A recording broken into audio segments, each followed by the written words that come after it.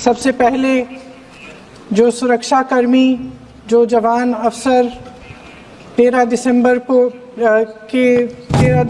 को संसद की सुरक्षा के लिए शहीद हुए, उनके प्रति मैं श्रद्धांजलि व्यक्त करना चाहती हूँ।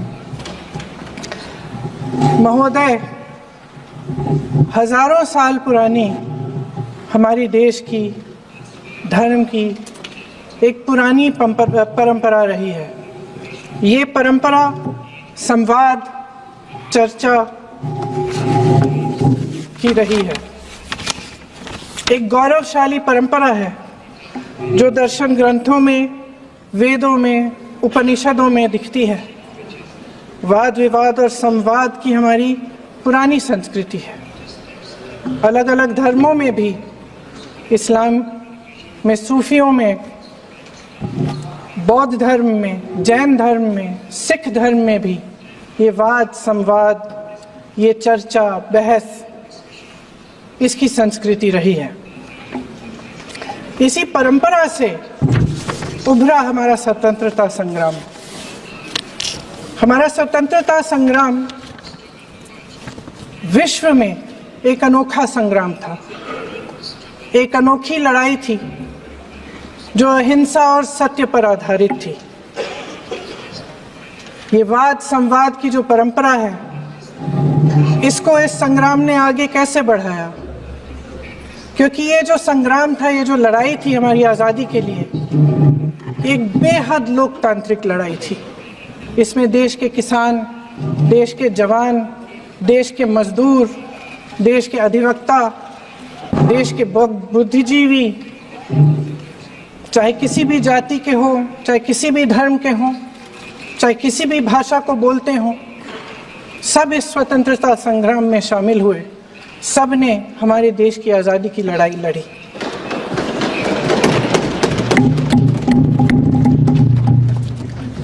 और उसी आज़ादी की लड़ाई से एक आवाज़ उभरी जो हमारी देश की आवाज़ थी। वो आवाज़ ही आज हमारा संविधान है। साहस की आवाज़ थी, हमारी आज़ादी की आवाज़ थी, और उसी की गूंज ने हमारे संविधान को लिखा और बनाया। ये सिर्फ एक दस्तावेज नहीं है।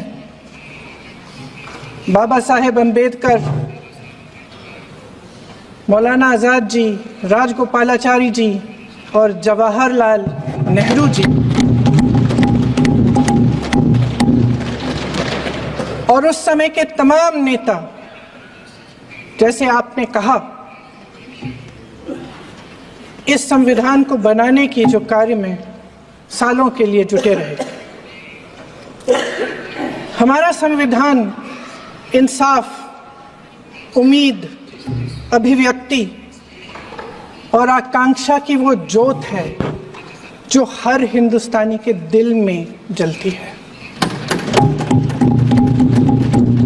अध्यक्ष महोदय, इस ज्योत ने हर एक भारतीय को ये पहचानने की शक्ति दी कि उसे न्याय मिलने का अधिकार है, कि उसमें अपने अधिकारों के लिए आवाज उठाने की क्षमता है, कि जब वो आवाज उठाएगा तो सत्ता को उसके सामने झुकना पड़ेगा।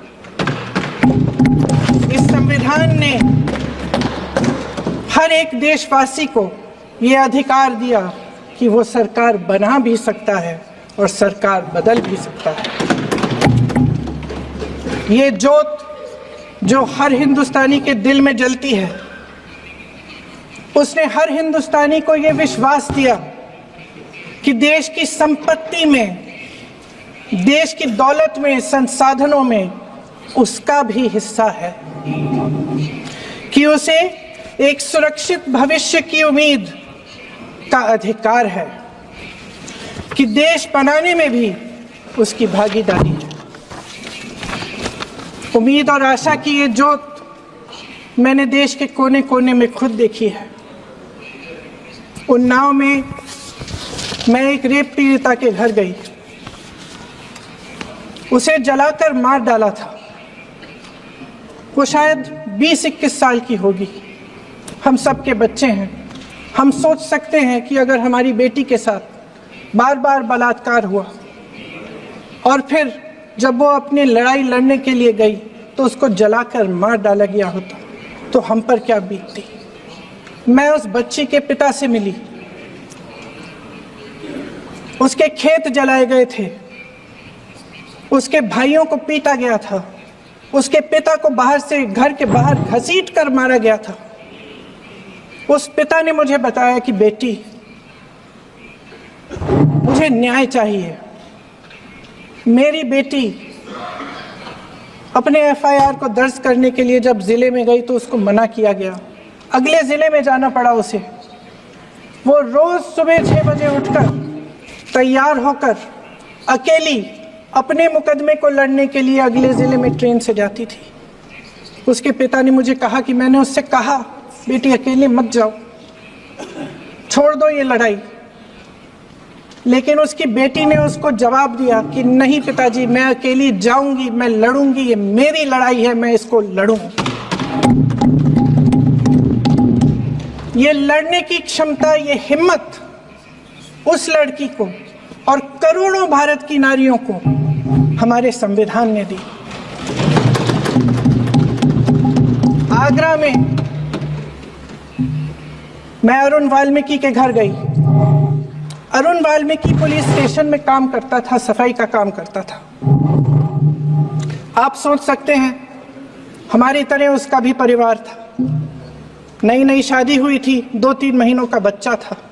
पुलिस स्टेशन में चोरी हो गई, चोरी का इल्जाम उस पर लगाया गया। उसके पूरे परिवार को उठाकर पुलिस स्टेशन में ले गए। आप हंस रहे हैं, लेकिन ये गंभीर बात है। और क्या गंभीर बात। शर्म करो, शर्म। अरुण वाल्मीकि को पीट पीट के मार डाला, उसकी बीवी को पीटा, उसके पिता के नाखून निकाले, उसके पूरे परिवार को पीटा गया।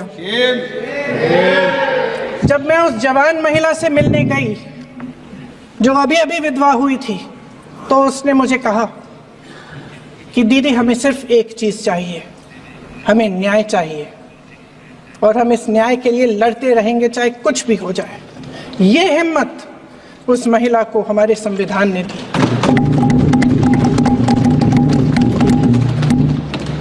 संभल के कुछ लोग आए थे हमसे मिलने जो मृतकों के परिवार के सदस्य थे। उसमें 2 बच्चे थे, अदनान और उजैर। अब सुनिए, अब सुनिए, उसमें 2 बच्चे थे, अदनान और उजैर। एक बच्चा मेरे बच्चे की उम्र का है, दूसरा उससे छोटा 17 साल का है। दर्जी के बेटे थे। दर्जी का एक ही सपना था कि वो अपने बेटों को पढ़ाएगा, लिखाएगा, एक बेटा डॉक्टर बनेगा, एक बेटा भी सफल होगा दूसरा बेटा भी अपने जीवन में सफल होगा। उनके पिताजी हर रोज उनको स्कूल छोड़ते थे। उस दिन भी स्कूल छोड़ने के बाद अपनी दुकान में चले गए। उन्हें पता नहीं था कि विवाद हो रहा है। उन्होंने भीड़ देखी, घर आने की कोशिश की तो पुलिस ने गोली से मार डाला। वो 17 साल का बच्चा अदनान मुझसे कहता है, वो 17 साल का बच्चा अदनान मुझसे कहता है कि मैं बड़ा होकर डॉक्टर बन के दिखाऊंगा, मैं अपने पिता का सपना साकार करूंगा। ये सपना, ये आशा उसके दिल में हमारे संविधान ने डाली। अध्यक्ष महोदय, हमारे देश के करोड़ों देशवासियों के संघर्ष में, अपने अधिकारों की पहचान में, इनकी कठिन से कठिन परिस्थितियों से लड़ने की अपार हिम्मत में और देश से न्याय की अपेक्षा में हमारे संविधान की ज्योत जल रही है। मैंने हमारे संविधान की ज्योत को जलते हुए देखा है और इसके साथ साथ ये भी समझा है कि हमारा संविधान एक सुरक्षा कवच है, एक ऐसा सुरक्षा कवच है जो देशवासियों को सुरक्षित रखता है, न्याय का कवच है, एकता का कवच है और अभिव्यक्ति की आज़ादी का कवच है। दुख की बात यह है कि मेरे सत्ता पक्ष के साथी जो बहुत बड़ी बड़ी बातें करते हैं, इन्होंने इन 10 सालों में ये सुरक्षा कवच, सत्ता पक्ष के मेरे साथियों ने ये सुरक्षा कवच तोड़ने का पूरा प्रयास किया है। संविधान में सामाजिक, आर्थिक और राजनीतिक न्याय का वादा है। ये वादा एक सुरक्षा कवच है जिसको तोड़ने का काम शुरू हो चुका है।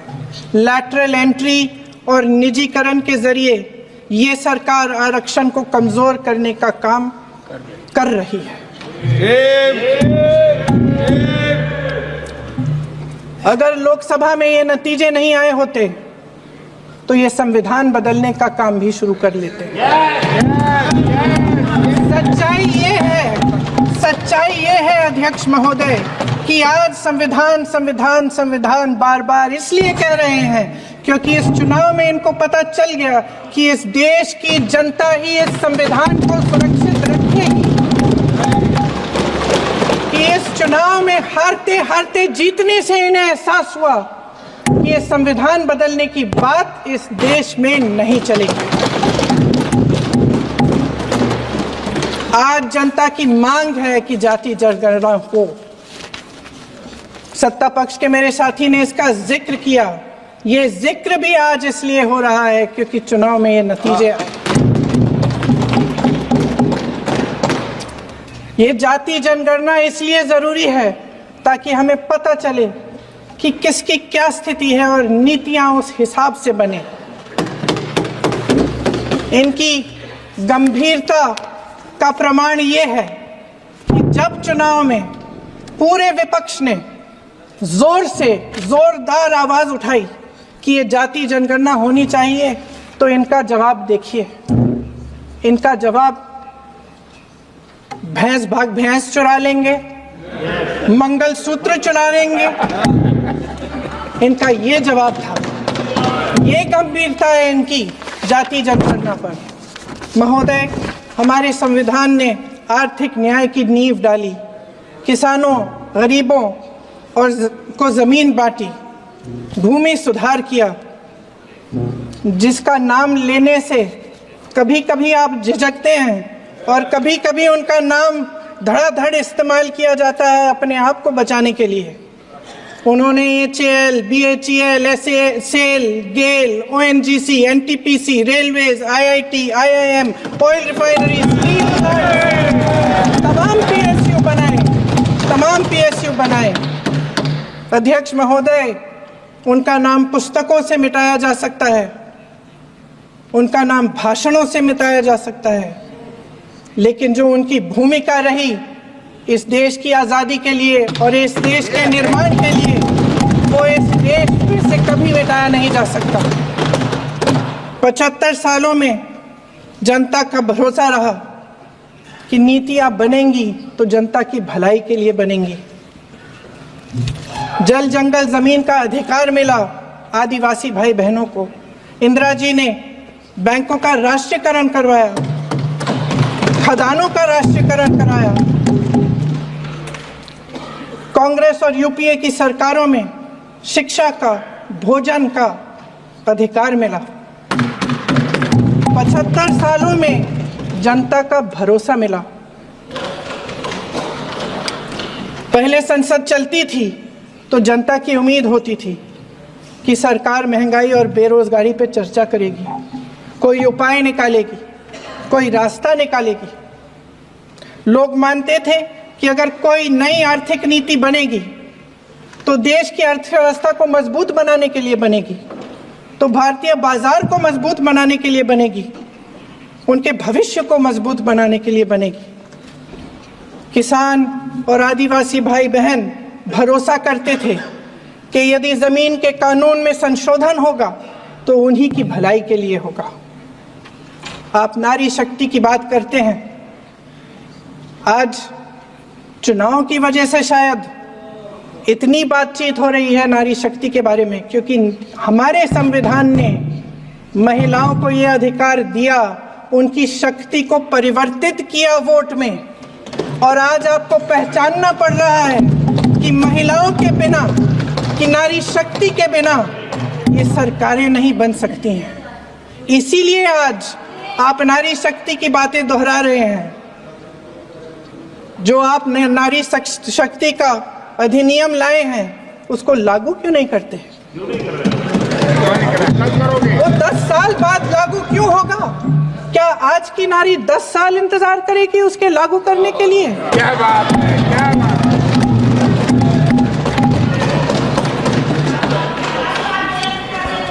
आज संसद में बैठे हुए सत्ता पक्ष के मेरे साथी ज्यादा से ज्यादा अतीत की बातें करते हैं। 1921 में क्या हुआ, कब हुआ, नेहरू जी ने क्या किया। अरे वर्तमान की बात करिए, देश को बताइए आप क्या कर रहे हैं, आपकी जिम्मेदारी क्या है? कि सारी जिम्मेदारी जवाहरलाल नेहरू की है। अध्यक्ष महोदय जी, ये सरकार आर्थिक न्याय का सुरक्षा कवच तोड़ रही है। आज संसद में बैठी ये सरकार बेरोजगारी और महंगाई से जूझ रही हमारी जनता को क्या राहत दे रही है? कृषि के कानून भी बड़े बड़े उद्योगपतियों के लिए बन रहे हैं। सही एमएसपी को छोड़िए, डीएपी तक नहीं मिल रहा है।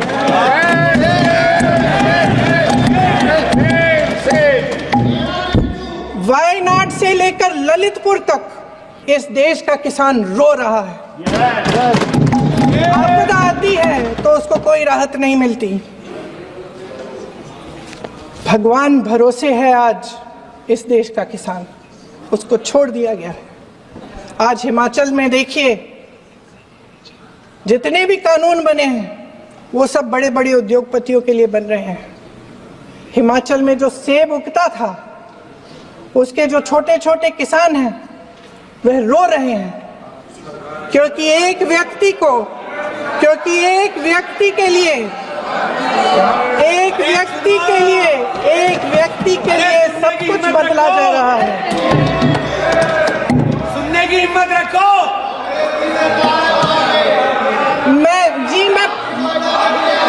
अध्यक्ष महोदय जी, अध्यक्ष महोदय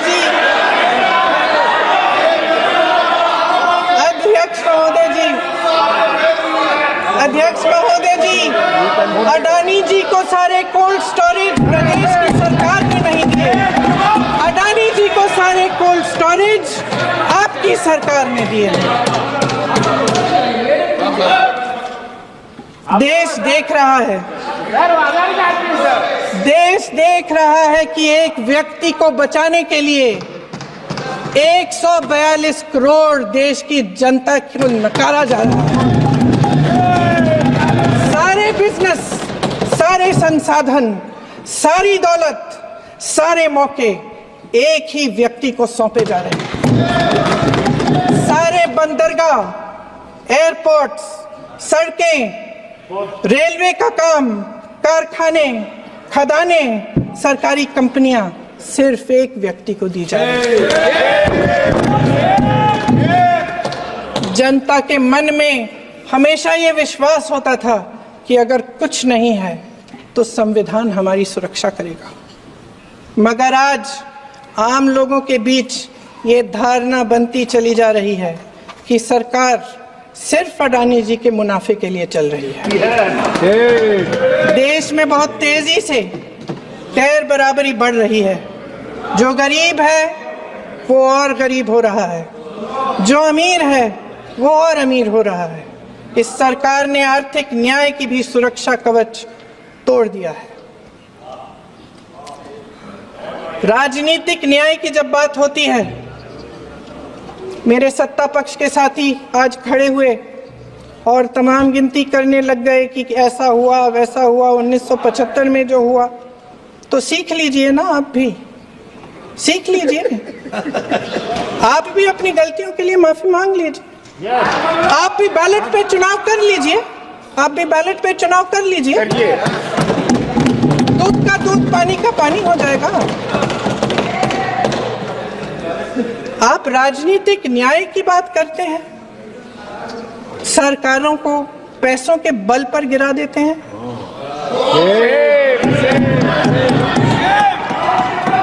मेरा आग्रह है कि अपन संविधान में सकारात्मक बोले।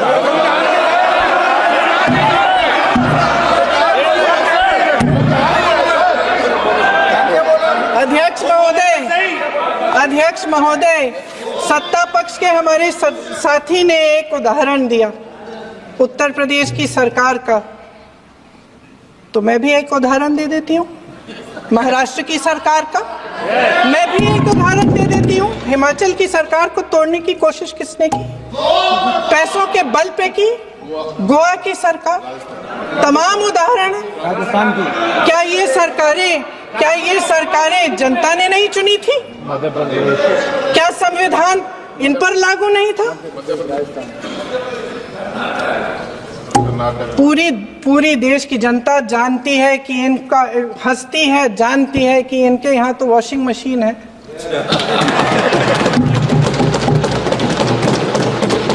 जो यहाँ से वहां जाता है वो धुल जाता है। इस तरफ दाग, उस तरफ स्वच्छता। और मेरे कई ऐसे साथी हैं जो इस तरफ होते थे उस तरफ चले गए, मुझे दिख भी रहे हैं, वॉशिंग मशीन में शायद धुल गए हैं। अध्यक्ष महोदय, जहां भाईचारा और अपनापन होता था, जहां हमारे संविधान ने एकता का सुरक्षा कवच दिया था, वहां शक और घृणा के बीज बोए जा रहे हैं। एकता का सुरक्षा कवच तोड़ा जा रहा है। प्रधानमंत्री जी यहाँ सदन में संविधान की किताब को यूं माथे से लगाते हैं, लेकिन संभल में, हाथरस में, मणिपुर में जब न्याय की गुहार आती है, उठती है, तो उनके माथे पे शिकन तक नहीं आता।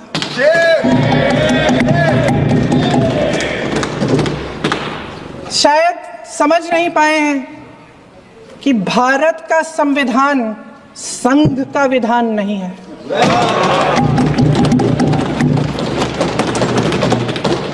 भारत के संविधान ने हमें एकता दी, हमें आपसी प्रेम दिया। उस मोहब्बत की दुकान जिस पर आपको हंसी आती है, उसके साथ करोड़ों देशवासी चले। करोड़ों देशवासियों के दिल में एक दूसरे के लिए प्रेम है, घृणा नहीं है।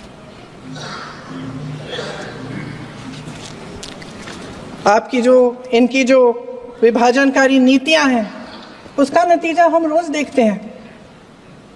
राजनीतिक फायदे के लिए संविधान को छोड़िए, देश की एकता को भी ये रख नहीं सकते, इसकी सुरक्षा नहीं कर सकते। हमने संभल में देखा, मणिपुर में देखा।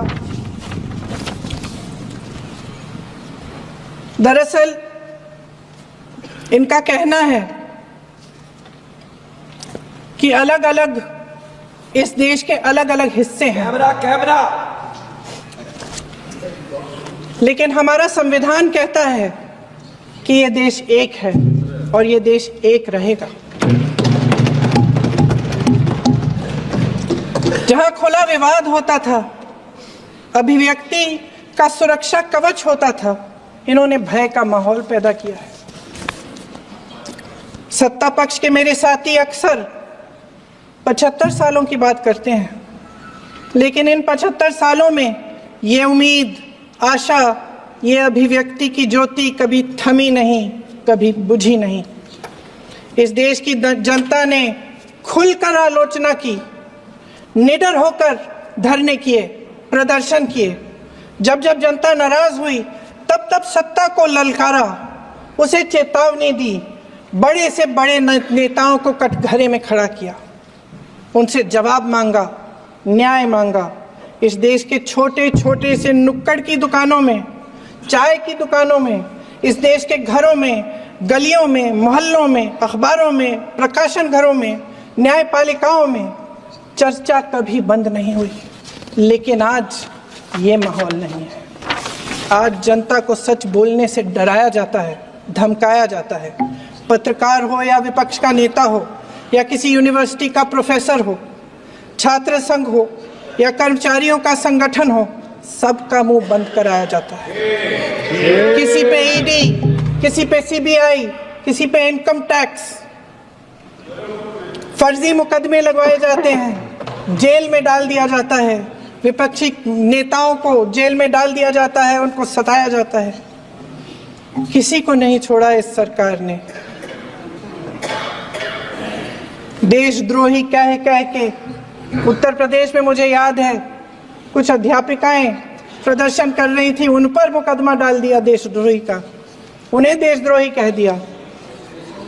इन्होंने देश का पूरा माहौल भय से भर दिया है। इनकी मीडिया की मशीन झूठ फैलाती है, तरह तरह के आरोप लगाती है, और शायद वह भी भय में ही है। महोदय, मैं इस सदन को याद दिलाना चाहती हूं कि ऐसा डर का माहौल देश में अंग्रेजों के राज में था। जब इस तरफ बैठे हुए गांधी की विचारधारा वाले लोग आजादी की लड़ाई लड़ रहे थे और उस तरफ वाली विचारधारा वाले लोग भय में रहकर अंग्रेजों के साथ साठ-गांठ कर रहे थे। लेकिन अध्यक्ष महोदय, भय का भी अपना स्वभाव होता है। भय फैलाने वाले हमेशा भय का खुद शिकार बन जाते हैं। ये प्रकृति का नियम है। आज इनकी भी यही हालत हो गई है। भय फैलाने के इतने आदी हो गए हैं कि खुद भय में रहने वाले हैं, चर्चा से डरते हैं, आलोचना से घबराते हैं। कई दिनों से हम मांग रहे हैं कि चर्चा करिए, लेकिन चर्चा करने की हिम्मत ही नहीं है।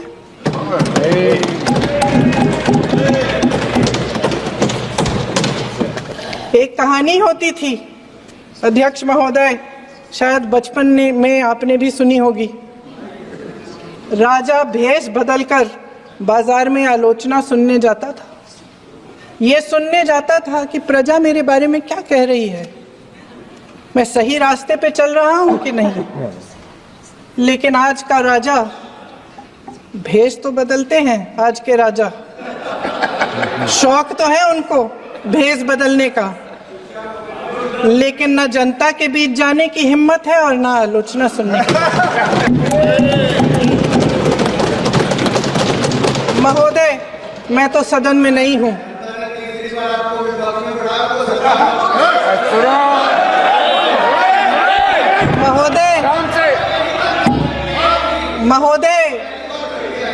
महोदय, जनता में बहुत विवेक है, ये सही है।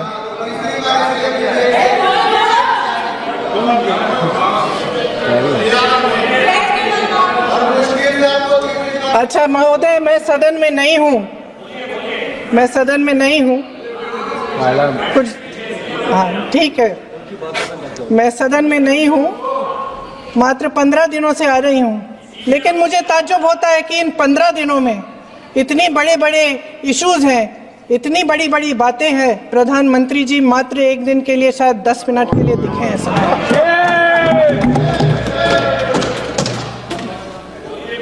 बात यह है अध्यक्ष महोदय जी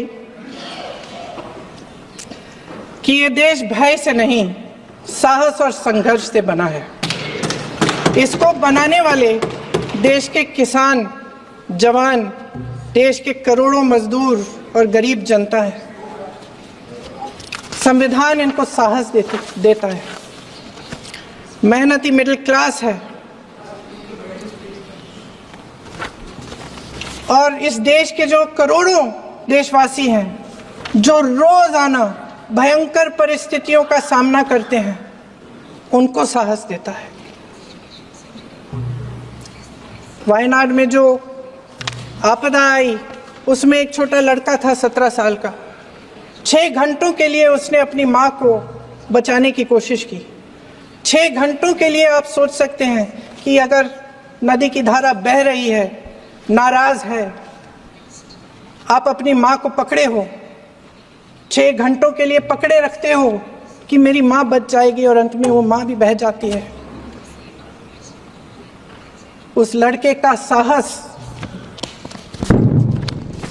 उन महिलाओं का साहस जो पीड़ित हैं लेकिन फिर भी अपनी लड़ाई लड़ रहे हैं, उन संभल के बच्चों का साहस जिनके पिताजी अभी अभी गुजर गए लेकिन फिर भी उनके सपनों को साकार करने की हिम्मत है, उनका साहस है, वो साहस इस संविधान ने दिया है।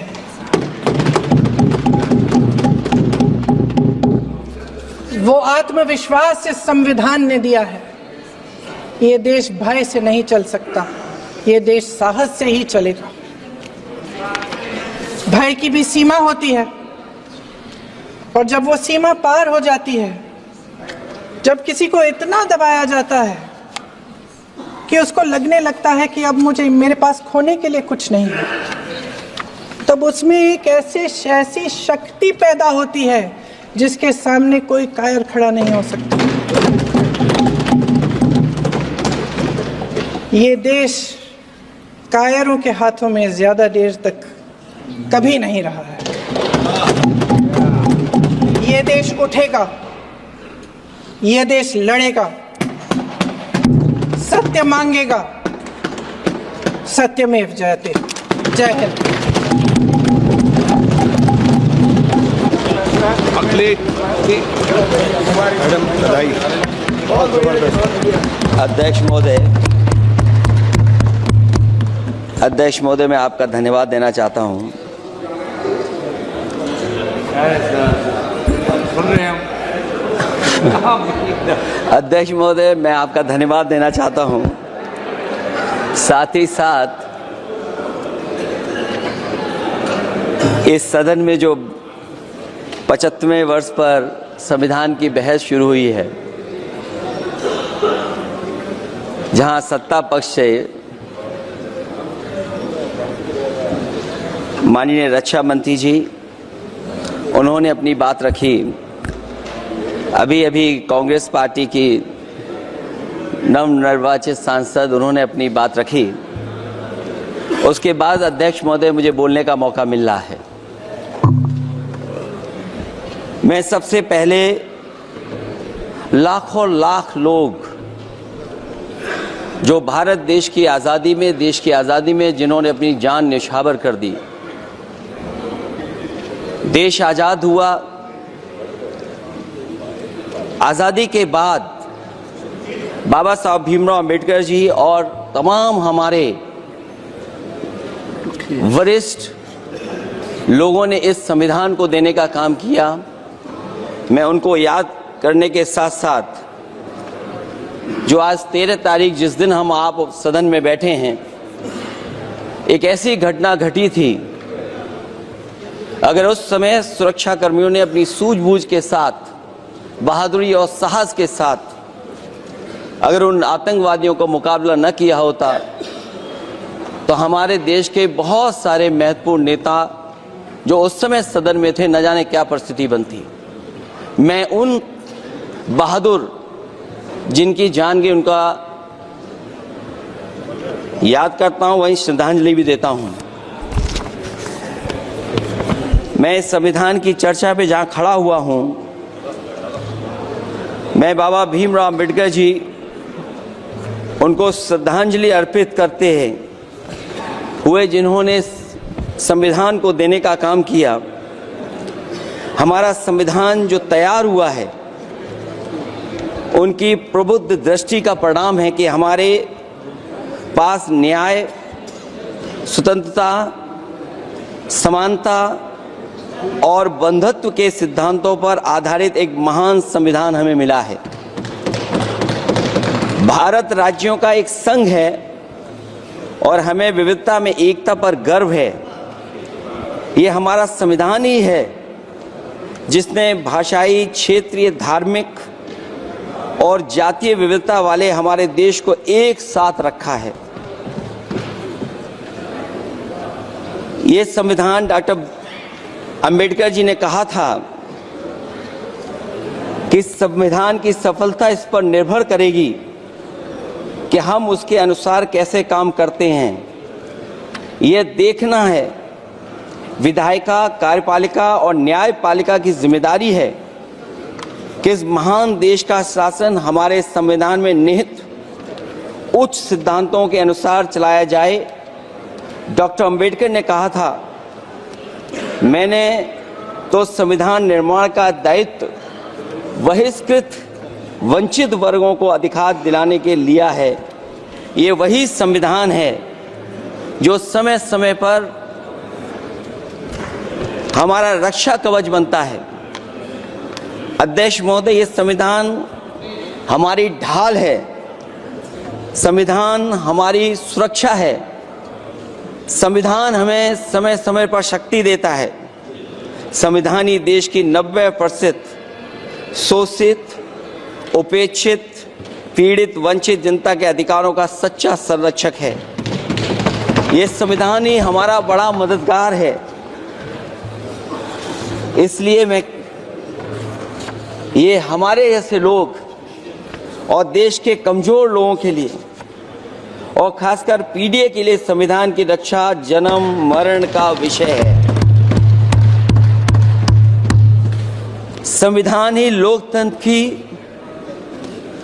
प्राणवायु है और जहां बाबा साहब भीमराव अम्बेडकर जी ने इतना शानदार अच्छा संविधान दिया,